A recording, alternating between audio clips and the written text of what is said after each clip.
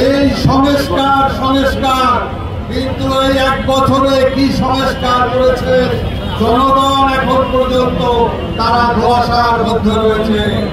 আপনাদের সংস্কার করতে হবে এই সেনাবাহিনীর মধ্যে, আপনাদের সংস্কার করতে হবে পুলিশ বাহিনীর মধ্যে, আপনাদের সংস্কার করতে হবে বিজিবির মধ্যে, আপনাদের সংস্কার করতে হবে এই নৌবাহিনী বিমান বাহিনীর মধ্যে।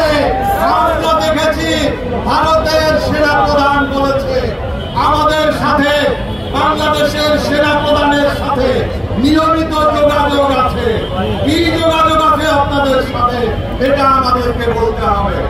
আপনারা এখানে ঐক্যবদ্ধ হয়েছেন, আমাদের ঐক্যের মাপকাঠি হতে হবে ফ্যাসিবাদের বিরুদ্ধে, আমাদের ঐক্যের মাপকাঠি হতে হবে ভারতীয় আধিপত্যের বিরুদ্ধে, আমাদের ঐক্যবদ্ধ হতে হবে জাতীয় স্বার্থের পক্ষে। বন্ধুরা, আজকে আমাদের এখানে প্রধানতম দাবি হচ্ছে জাতীয় পার্টিকে নিষিদ্ধ করা। আজকে অনেকেই সুশীলরা, আজকে সুশীলের নামে কিন্তু কিছু আওয়ামী কুত্তারা রয়েছে যারা রাতে গিয়ে আজকে এই টেলিভিশন গরম করার চেষ্টা করে।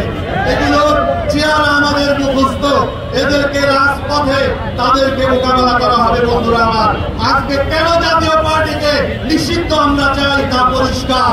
এই আওয়ামী লীগকে যে কারণে নিষিদ্ধ চাই সেই একই কারণে আজকে আমরা জাতীয় পার্টিকে নিষিদ্ধ চাই, আমরা 14 দলকে নিষিদ্ধ চাই।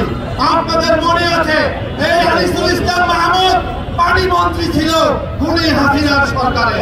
আমরা দেখেছি আনিসুল ইসলাম মাহমুদ, রুহুল আমিন হাওলাদার, এই অনেক আওয়ামী লীগের জিএম কাদের, তারা দেখেছি আওয়ামী লীগের সমর্থিত হিসাবে তারা নির্বাচন করেছে, তারা সরকারেও ছিল, তারা বিরোধী দলেও ছিল। এই কারণে তাদেরকে নিষিদ্ধ করতে হবে। কোন আওয়ামী লীগের কোন দোসরদেরকে বাইরে রেখে বাংলাদেশে কোন নির্বাচন হবে না, জনগণ ভোট কেন্দ্রে যাবে না। আজকে পরিষ্কার সেনাবাহিনী বিগত কয়েকদিন আগে নুরুল হক নূরের উপরে হামলা কারা করেছে এজন্য তদন্ত কমিটি হয়েছে। তদন্ত কমিটিকে বলতে চাই আপনাদের খুব বেশি কষ্ট করতে হবে না, 2টা ভিডিও দেখলেই আপনাদের তদন্ত কাজ শেষ হয়ে যাবে। হামলার সাথে প্রত্যক্ষভাবে সেনাবাহিনী জড়িত, সেনাবাহিনী জড়িত, পুলিশ জড়িত। আজকে সেনাপ্রধানকে নাকে খত দিয়ে তাকে অপসারণ করতে হবে এবং তাকে দায় নিয়ে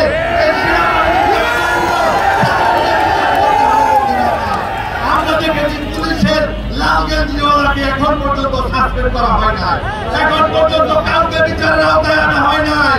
তারা বসে বসে আঙ্গুল চুষছে নাকি, তারা কি কাজ করছে, কেন তাদেরকে এখন পর্যন্ত গ্রেফতার করা হয় নাই? এই নুরুল হক নূরের উপরে হামলা শুধুমাত্র নূরের উপরে হামলা নয়, বাংলাদেশের ফ্যাসিবাদী সমস্ত শক্তির উপরে হামলা। তাই আমরা ঐক্যবদ্ধ হয়েছি। আপনাদের সবাইকে ধন্যবাদ।